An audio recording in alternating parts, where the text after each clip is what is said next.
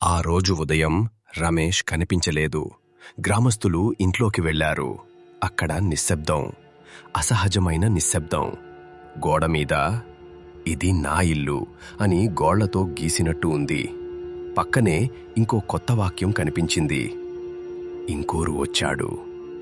గ్రామంలో భయం మొదలైంది. వృద్ధుడు ఒక్కసారిగా కూర్చున్నాడు.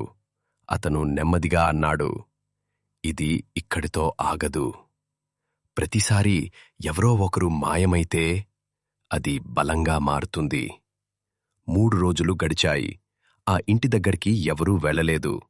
కాని 3వ రోజు రాత్రి గ్రామంలో ఇంకో ఇంటి తలుపు దగ్గర ఆ ఇంట్లో ఉన్నది ఒక చిన్న అబ్బాయి, అతని అమ్మ. అబ్బాయి అడిగాడు, అమ్మా, ఎవరో తలుపు తడుతున్నారు. అమ్మ భయపడుతూ తెరవద్దు అంది. కాని ఆ శబ్దం ఆగలేదు. తర్వాత ఒక స్వరం, తలుపు తీయండి. అది రమేష్ స్వరం. అమ్మ ఒక్కసారిగా షాకయింది. అబ్బాయి ఆనందంగా అమ్మా, రమేష్ అన్నయ్య వచ్చారు. అని తలుపు వైపు పరుగెత్తాడు. ఆగు అని ఆమె అరిచింది. కాని అప్పటికే అతను తలుపు తీయబోతున్నాడు. తలుపు తెరిచిన క్షణం బయట నిలబడి ఉన్నాడు రమేష్. కాని అతని కళ్ళు సహజంగా లేవు. పూర్తిగా నల్లగా ఉన్నాయి. అతని పెదాలు మెల్లగా నవ్వుతున్నాయి.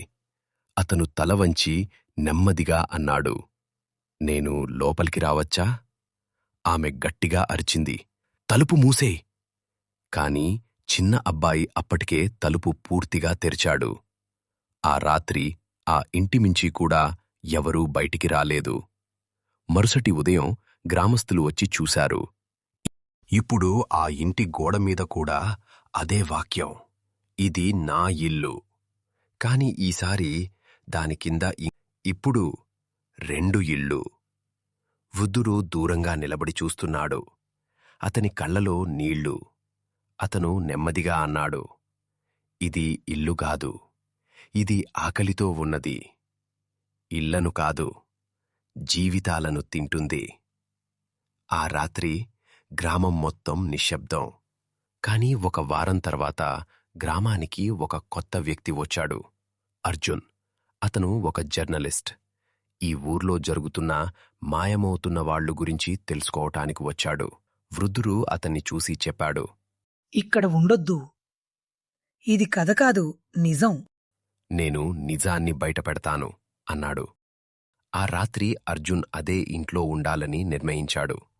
రమేష్ ఉండిన అదే ఇల్లు. అతను కెమెరా ఆన్ చేసి కూర్చున్నాడు. ఇది అంతా మానసిక భ్రమే అని చెప్పుకుంటూ అప్పుడే తలుపు మీద శబ్దం. కెమెరా ఇంకా రికార్డవుతోంది. వెంటనే తలుపు తెరిచాడు.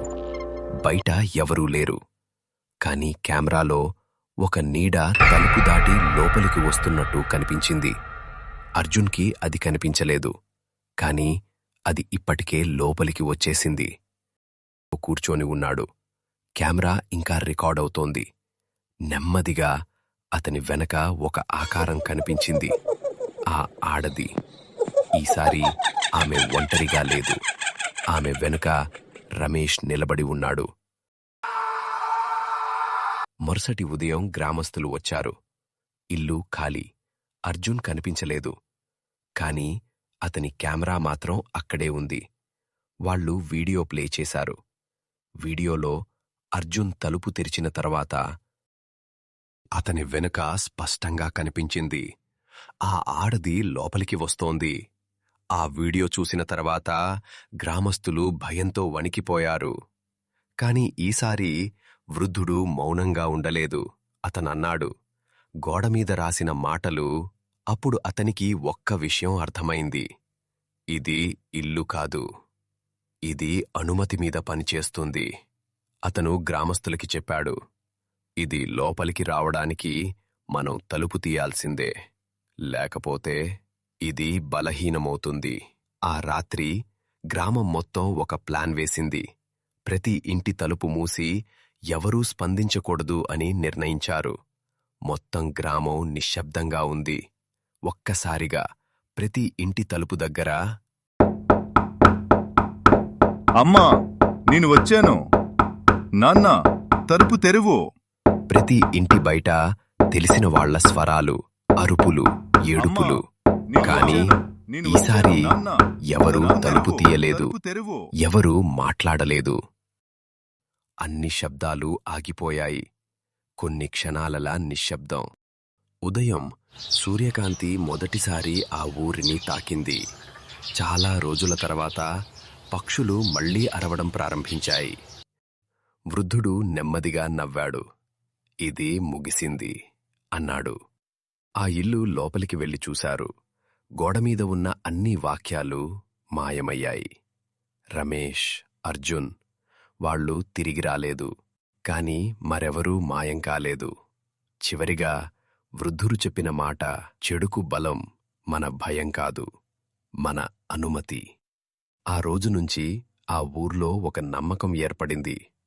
ఏ చీకటి అయినా తలుపు తీయకపోతే లోపలికి రాదు.